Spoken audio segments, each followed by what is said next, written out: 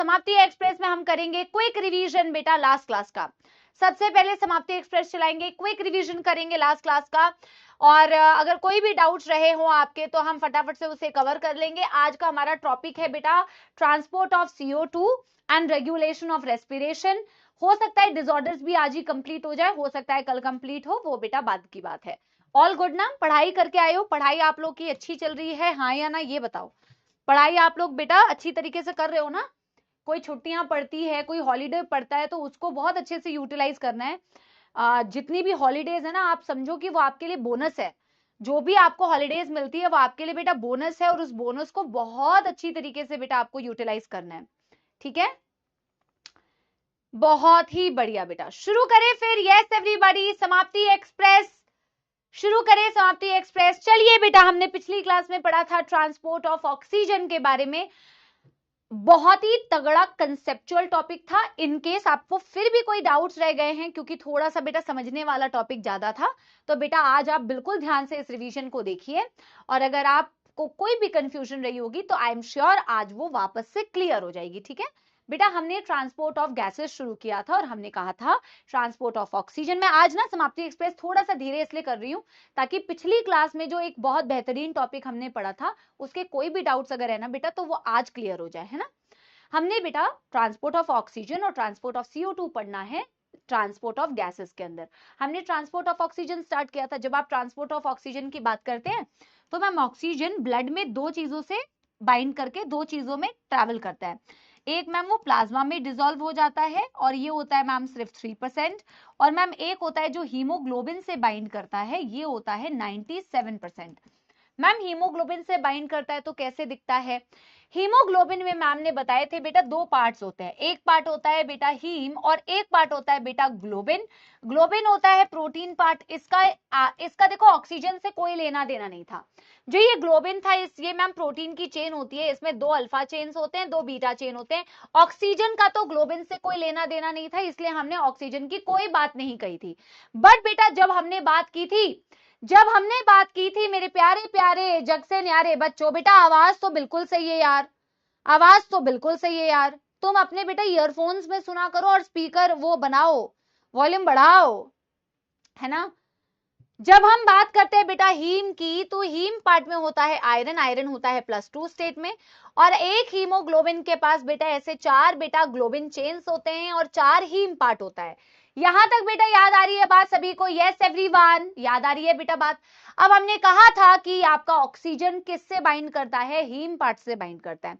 जैसे जैसे बेटा हम बोलते हैं, जैसे जैसे जैसे ऐसे समझो ये तुम्हारी ब्लड वेजल है, ये तुम्हारा ब्लड वेजल है। ब्लड वेजल में बेटा ये तुम्हारी आरबीसी है, आरबीसी के अंदर ही तो हीमोग्लोबिन होता है, और ये होती है बेटा तुम्हारी प्लाज्मा।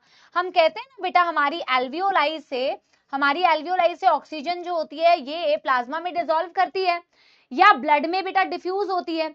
जैसे जैसे ब्लड के अंदर बेटा तुम ऑक्सीजन भेजते जाते हो तो वहां पे ऑक्सीजन का लेवल बढ़ाते जाते हो, है ना। लेवल सबके बढ़ते रहते हैं बेटा धीरे धीरे जैसे जैसे ऑक्सीजन को भेजते हो, और मतलब लेवल बढ़ा रहे हो मतलब कि बेटा प्रेशर बढ़ा रहे हो, बेसिकली कॉन्सेंट्रेशन उसकी बढ़ा रहे हो। जैसे जैसे ऑक्सीजन यहां भेज रहे हो वहां पे ऑक्सीजन का प्रेशर बढ़ रहा है, तो ऑक्सीजन जाके अपना निर्धारित जगह पे बेटा बैठ जाता है। प्लाज्मा में कुछ परसेंटेज रिजॉल्व हो जाता है, कुछ परसेंटेज जाके हीमोग्लोबिन से बाइंड करता है। जिससे रिलेटेड हमने एक हीमोग्लोबिन का और ऑक्सीजन का एक ग्राफ पढ़ा था, ऑक्सीजन डिसोसिएशन कर्व। यहां हमने पार्शियल प्रेशर ऑफ ऑक्सीजन लिया था, यहां हमने परसेंटेज सैचुरेशन लिया था हीमोग्लोबिन का विद ऑक्सीजन। मैम हीमोग्लोबिन में एक हीमोग्लोबिन के जैसे आप 4 हाथ बोल रहे हो।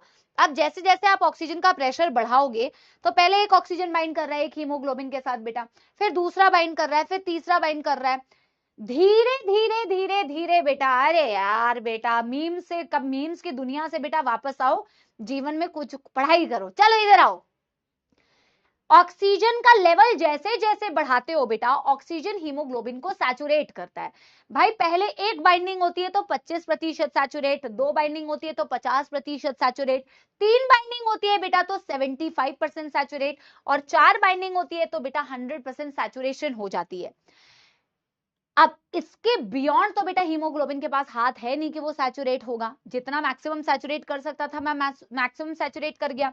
मतलब कि पार्शियल प्रेशर बढ़ाते गए तो बेटा परसेंटेज सैचुरेशन बढ़ता गया बढ़ता गया बढ़ता गया, बट एक पॉइंट के बाद आके मैम कांस्टेंट हो जाता है। एक सिग्मॉइड ग्राफ बनता है, एस शेप ग्राफ बनता है बेटा, जिससे जो ऑक्सीजन डिसोसिएशन कर्व का ग्राफ होता है वो सिग्मॉइड ग्राफ होता है। बट बेटा हम कभी भी 100% सैचुरेशन एक्चुअल में अचीव नहीं कर पाते। वो तो हम कह रहे हैं 100% सैचुरेशन है, बट 100% सैचुरेशन कभी भी नहीं होती। और एनसीईआरटी ने बेटा प्रेशर्स भी डिफाइन नहीं किए हैं। वैसे कई जगह पे आप पढ़ोगे 100% सैचुरेशन 100 पार्शियल प्रेशर पे हो रहा है, but that's also not completely correct, ऐसा नहीं है। तो इसीलिए हमने प्रेशर कितने पार्शियल प्रेशर पे कितना सैचुरेशन हुआ ये वाली बात हमने नहीं की। और बेटा मैं आपको बार बार बता रही हूँ, आप बहुत सारे जगह पे पढ़ोगे, बहुत सारे लोग पढ़ाते भी हैं, बहुत सारी बुक्स में भी पढ़ोगे, बहुत सारी एक्स्ट्रा ज्ञान होती है, बट आपको उसकी जरूरत नहीं है। जैसे shift to left shift to right मैंने भी आपको बताया था, जैसे जूलॉजी मेडिसिन में भी मैंने shift to right shift to left words लिख दिए हैं। हालांकि वो कॉन्सेप्ट एनसीईआरटी का ही है, बट एनसीईआरटी ने ग्राफ में लेफ्ट और राइट शिफ्ट बताया नहीं है, बट कॉन्सेप्ट बताया हुआ है। फिर वही P50 वैल्यू क्या होती है, फलाना डिमकाना, बहुत सारी चीजें हैं। आप बेटा कोशिश करना एनसीईआरटी बेस्ड ही पढ़ो, ठीक है। हमने बोला ma'am at a certain partial pressure हो सकता है 25% सैचुरेशन हुआ हो, at a certain partial pressure ma'am यहाँ पे हो सकता है मैम 50% सैचुरेशन हुआ हो, at a certain partial pressure ma'am हो सकता है 75% सैचुरेशन हुआ हो, और at a certain partial pressure ma'am हो सकता है 100% सैचुरेशन हीमोग्लोबिन का हुआ हो। इसीलिए एक सिग्मॉइड ग्राफ बनता है ना। थैंक यू चेष्टा बेटा, है ना। तो ऐसे बेटा पार्शियल प्रेशर बढ़ाते रहते हैं तो परसेंटेज सैचुरेशन बढ़ता रहता है, बट एक टाइम के बाद आप उससे ज्यादा सैचुरेशन नहीं देख सकते। यहां तक किसी को भी कोई दुख दर्द समस्या बेटा, यहां तक किसी को भी कोई दुख दर्द समस्या, यार ग्रीन टी नहीं आई है, ग्रीन टी भिजवा दे। यहां तक बेटा कोई प्रॉब्लम तो नहीं है कि सैचुरेशन कैसे कैसे हो गया है ना। अब हम बेटा बात करते हैं डिसोसिएशन की, क्योंकि मैम हम हीमोग्लोबिन को बाइंड तो कर देते हैं ऑक्सीजन के साथ, वो भी लंग्स पे करते हैं, है ना। मैंने ये आपको बताया था ना बेटा। और ये भी मैंने आपसे कहा था कि ऑक्सीजन की बाइंडिंग, दो लोगों के बीच में जो प्रेम होगा वो मेनली डिपेंड करेगा दो लोगों के नेचर पे, है ना। लेकिन मैम उन दोनों लोगों के बीच में कहीं कुछ गड़बड़ी ना हो, या फिर उनका प्यार ज्यादा बढ़ तो नहीं रहा है, अदर फैक्टर्स उसको अफेक्ट कर सकते हैं, बट मेजरली डिसीजन उन दोनों का ही है। ऑक्सीजन की बाइंडिंग हीमोग्लोबिन से होगी या नहीं, वो मेजरली डिसाइड करता है ऑक्सीजन का वहां पे प्रेशर कैसा है। लंग्स में ही ऑक्सीजन बेटा हीमोग्लोबिन से क्यों बाइंड करता है, क्योंकि मैम वहां पे ऑक्सीजन का पार्शियल प्रेशर ज्यादा होता है, और वो फेवरेबल कंडीशन है कि ऑक्सीजन और हीमोग्लोबिन जुड़े। तो मेजरली तो ये डिपेंड करता है कि भैया जिस जगह पे ऑक्सीजन बाइंड कर रहा है या जहां पे बाइंड नहीं कर रहा है, टूट रहा है, वहां पे ऑक्सीजन का पार्शियल प्रेशर कैसा है, वो मेजर फैक्टर है, ये डिसाइड करने वाला फैक्टर कि बाइंडिंग होगी या अनबाइंडिंग होगी, बाइंडिंग होगी या अनबाइंडिंग होगी। तो बेटा एट द लेवल ऑफ बेटा लंग्स, क्योंकि ऑक्सीजन का पार्शियल प्रेशर बहुत ज्यादा होता है, तो ये जो सैचुरेशन आपको दिखती है ये लंग्स में या एल्वियोलाई में दिखती है, और वहां पे आपको ऑलरेडी पता है पार्शियल प्रेशर ऑफ ऑक्सीजन बहुत ज्यादा है। Other factors can affect the binding, but majorly decided by this was NEET 2021 या नीट 2022 का क्वेश्चन था, ठीक है। यस एवरीबॉडी, यहां तक तो कोई दिक्कत नहीं है मैम। आगे बताओ मैम, आगे की बात बताओ, बाकी फैक्टर्स के बारे में बाद में बताऊंगी बेटा। फिर मैंने आपको कुछ मैथमेटिकल डेटा बताया था, जिससे मुझे ये पता चला था कि आप लोगों की मैथ्स इतनी स्ट्रांग है, इतनी स्ट्रांग है कि मैं क्या बताऊं कितनी स्ट्रांग है। आपको मैंने एक यूनिटरी मेथड से कैलकुलेशन करने के लिए बोला था, और आपने बेटा इतना मस्त कैलकुलेशन किया था कि मैं क्या बताऊं, है ना। हैप्पी बर्थडे के लिए बेटा बहुत बहुत थैंक यू। जितने भी स्पैमर्स मुझे हैप्पी बर्थडे बोल रहे हैं बेटा, प्लीज गिफ्ट भिजवा दीजिए पीडब्ल्यू के ऑफिस में। आप लोगों का बहुत बहुत शुक्रिया कि आप लोगों ने मुझे इतनी शुभकामनाएं बेटा दी, इतनी स्पैमिंग के रूप में, उसका बहुत बहुत धन्यवाद। मैं बहुत ही खुशी महसूस कर रही हूँ, ठीक है। चलिए वापस आते हैं। तो इतनी अच्छी मैथमेटिक्स जो आपने की थी बेटा, उससे बस मेरे को हार्ट अटैक बस आने ही वाला था, बस आया नहीं बेटा, यहाँ तक आते आते रुक गया बेटा। तो मैं आपको वापस से वो कैलकुलेशन बताती हूँ। हमने पढ़ा था बेटा कि एक हीमोग्लोबिन जो होता है, ये रिवीजन ही चल रहा है बेटा, लास्ट क्लास का रिवीजन, ठीक है। हमने बोला था एक हीमोग्लोबिन जो होता है मैम, वो मैक्सिमम इतना ऑक्सीजन कैरी कर सकता है। एक haemoglobin maximum 1.34 ml oxygen carry कर सकता है, ठीक है। वो इतना ऑक्सीजन कैरी कर सकता है, ठीक है। और बेटा हाँ, सुनो सुनो सुनो सुनो, अरे भाई तुम बेटा जेन्युइन बच्चे कहीं ये ना सोचने लग जाए कि मेरा बर्थडे है। मैं तो स्पैमर्स को बोल रही थी बेटा, मेरा बर्थडे नहीं है। मैं तो स्पैमर्स को बोल रही थी, जो स्पैमर्स मेरे को हैप्पी बर्थडे करे उनको थैंक यू बोल रही थी, ठीक है। मेरा बर्थडे नहीं आता, पता करो मेरा बर्थडे कब आता है। ये कोई मेरा बर्थडे थोड़ी आता है भरी भरी गर्मी में बेटा, हैं पीक समर सीजन में। चलो इधर, 1 हीमोग्लोबिन बेटा 1.34 ml ऑक्सीजन को कैरी कर सकता है।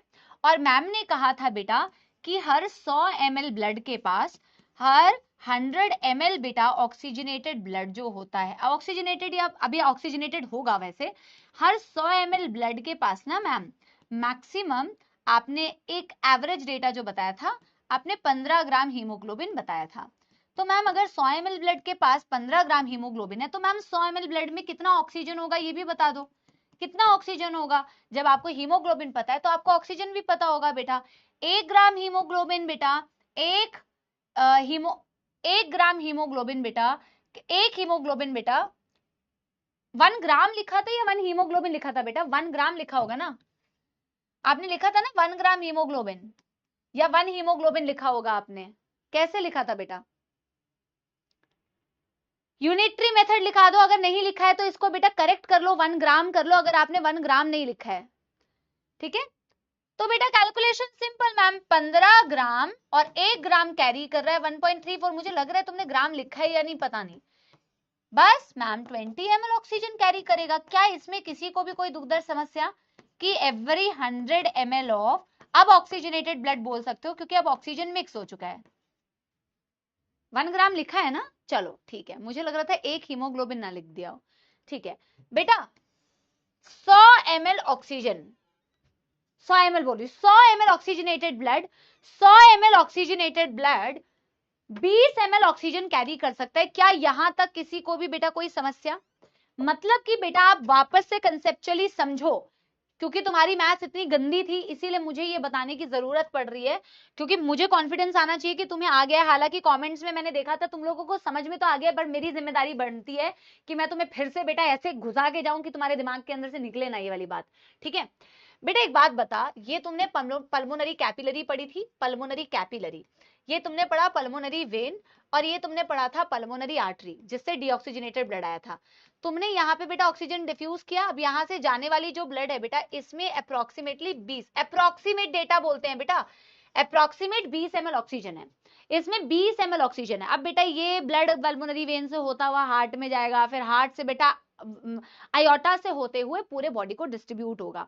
मैंने आपको एक ओवरऑल बताया था कि जैसे सपोज बेटा ये ऑक्सीजन 20 ml तो तुमने भर लिया, समझो कि ये तुम्हारी पॉकेट मनी है, हर 100 ml ब्लड के पास 20 ml तुम्हारे पास ऑक्सीजन है। बट मैम इस पॉकेट मनी को हमेशा उतना खर्च थोड़ी करेंगे, जब ये टिश्यू के पास जाता है तो बेटा तुमने टिश्यू में ऐसे पढ़ा था ना, ये टिश्यू में सिस्टमिक कैपिलरी है, ये सिस्टमिक बेटा आर्टरी थी जो इस ऑक्सीजनेटेड ब्लड को लेके आ रही है बेटा टिश्यूज के पास, और ये सिस्टमिक वेन है बेटा। तो जब यहाँ सिस्टमिक कैपिलरी से ऑक्सीजन टिश्यूज को डिफ्यूज होगा तो क्या मैम ये पूरा का पूरा 20 ml जो आप भर के लेके आए थे 100 ml ब्लड में, क्या ये पूरा का पूरा 20 ml डिफ्यूज कर जाता है? मैम नहीं मैम, डिपेंड करता है कि मुझे कितनी जरूरत है। तो एनसीईआरटी ने नॉर्मल फिजियोलॉजिकल कंडीशन कही है, मैंने आपसे ये भी कह दिया कि अगर स्ट्रेनस कंडीशन होगी जब आपने बहुत वर्कआउट किया तो उस कंडीशन में क्या होगा। पर बेटा एज सच कोई डेटा फिक्स नहीं है, सबने, अगर मैं वर्कआउट कर रही हूँ या आप वर्कआउट कर रहे हैं तो आपकी और मेरी इंटेंसिटी अलग अलग है, तो हमारा जो ऑक्सीजन टिश्यू को मिलेगा वो भी अलग अलग होगा। ये एक स्टैंडर्ड बेटा कैलकुलेशन के लिए हमने आपको बता दिया कि अगर नॉर्मल फिजियोलॉजिकल कंडीशन है तो मैम इस 20 ml में से सिर्फ 5 ml आप टिश्यू को दे देते हो। तो एनसीईआरटी कहती भी है for every 100 ml of oxygenated blood 5 ml of oxygen is given to the tissue at normal physiological condition. 15 ml बेटा बस इस ब्लड में रह जाएगा, 15 ml ब्लड इस ब्लड में रह जाएगा जो बेटा इस सिस्टमिक वेन से वापस जारी होगी। और मैम वही अगर बहुत स्ट्रेनस कंडीशन है तो स्ट्रेनस कंडीशन में बेटा क्या होगा, स्ट्रेनस कंडीशन में 15 ml आप टिश्यू को दे दोगे, 5 ml आप टिश्यू को दे दोगे, 5 ml तुम्हारे पास रह जाएगा।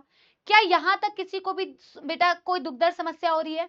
मैंने वापस से वही चीज आपको समझाई, पूरी कैलकुलेशन समझाई और पूरा कैसे डिस्ट्रीब्यूट कर रहे हो वो समझाया। अब मैं आपको ये समझा रही हूँ जो अदर फैक्टर्स हमने पढ़े थे, द अदर फैक्टर्स बेटा जो कि ये डिसाइड करते हैं कि ऑक्सीजन की बाइंडिंग होनी चाहिए या ऑक्सीजन टूटना चाहिए। तो मैम पहली बात तो association of oxygen with haemoglobin, ये होता है हमारे एल्वियोलाई में या हमारे लंग्स में, और dissociation of oxygen from haemoglobin ये होता है मैम हमारे टिश्यूज में। ये बात तो बहुत क्लियर है मैम। एल्वियोलाई में ऐसी कौन सी कंडीशन है जिसने ऑक्सीजन हीमोग्लोबिन को फेवर किया कि वो जुड़ जाएं, और टिश्यू में ऐसी कौन सी कंडीशन है बेटा जिसने ये डिसाइड किया कि ऑक्सीजन और हीमोग्लोबिन टूट जाएं। जब टूटेंगे बेटा तभी तो बेटा ऑक्सीजन टिश्यूज को मिलेगा ना। ये जो ऑक्सीजन आपके 20 ml में से गया टिश्यूज के पास, ये तभी तो गया ना बेटा, वहां की जो कंडीशंस थी उसने उस हीमोग्लोबिन और ऑक्सीजन को तोड़ा। आज मैं आपको ना बेटा एक डायग्राम भी बताऊंगी, मेडिजी का एक डायग्राम लेके आई हूँ जो कंक्लूसिव डायग्राम है। जब मैं आपको ट्रांसपोर्ट ऑफ CO2 पढ़ा दूंगी तो एक ओवरऑल डायग्राम, पूरा डायग्राम जिसमें transport of oxygen, transport of CO2 सब कुछ उसी 2 डायग्राम से आपका पूरा क्लियर हो जाएगा, ठीक है। तो मैम एल्वियोलाई में ऐसे कौन से कंडीशन थे जो एसोसिएशन को फेवर कर रही थी और टिश्यू में कौन डिसोसिएशन को फेवर कर रहा था। टिश्यू में ऑक्सीजन हीमोग्लोबिन से अलग इसीलिए हो रहा था क्योंकि ऑक्सीजन का प्यार कम हो गया था, ऑक्सीजन का हीमोग्लोबिन के लिए प्यार कम हो गया था, मतलब ऑक्सीजन का पार्शियल प्रेशर वहां पे कम था। ऑक्सीजन का प्रेशर कम था बट वहां पे CO2 ज्यादा थी। मैंने आपसे ये बताया भी था वहां पे CO2 ज्यादा बनती कैसे है बेटा, आप देखो ना, जब ये ऑक्सीजन को सेल्स यूज करते हैं तो बाई प्रोडक्ट बनता है CO2, और मैंने उसी क्लास में आपको समझाया था कि जहां CO2 ज्यादा होता है वहां हाइड्रोजन भी ज्यादा होते हैं। आज आप ट्रांसपोर्ट ऑफ CO2 से वो समझ भी पाएंगे कि क्यों वहां पे CO2 ज्यादा होने पर हाइड्रोजन आयन ज्यादा होते हैं। मैं आपको एक रिएक्शन बताऊंगी आज। हाइड्रोजन आयन ज्यादा मतलब कि बेटा कंडीशन एसिडिक होगी, ये उसी से रिलेटेड है, पीएच लो। ये आपको अलग से लिखने की जरूरत नहीं है, तो लॉजिकली समझ में आ रहा है, जहां हाइड्रोजन आयन ज्यादा वहां एसिडिक कंडीशन है, और एसिडिक मतलब पीएच वहां का कम है, और बेटा टिश्यूज मेटाबॉलिज्म कर रही है तो वहां का टेम्परेचर भी ज्यादा। एग्जैक्टली अपोजिट कंडीशन आपके लंग्स में होती है, वहां ऑक्सीजन का पार्शियल प्रेशर ज्यादा होता है, CO2 का कम होता है। जहां CO2 कम होगी वहां हाइड्रोजन भी कम होंगे और वहां पे टेम्परेचर भी कम। पूरे लास्ट क्लास का रिवीजन बेटा मैंने इतनी देर तक सिर्फ इसलिए कराया क्योंकि वो लेक्चर इंपॉर्टेंट है, और वो लेक्चर इंपॉर्टेंट है, और इनकेस आपको अगर एक छोटू सा भी डाउट होगा ना तो अब आपको नहीं रहेगा। Done done done done everybody, क्या हम आज के टॉपिक्स को बेटा शुरू कर सकते हैं? बता दीजिए बेटा दिल के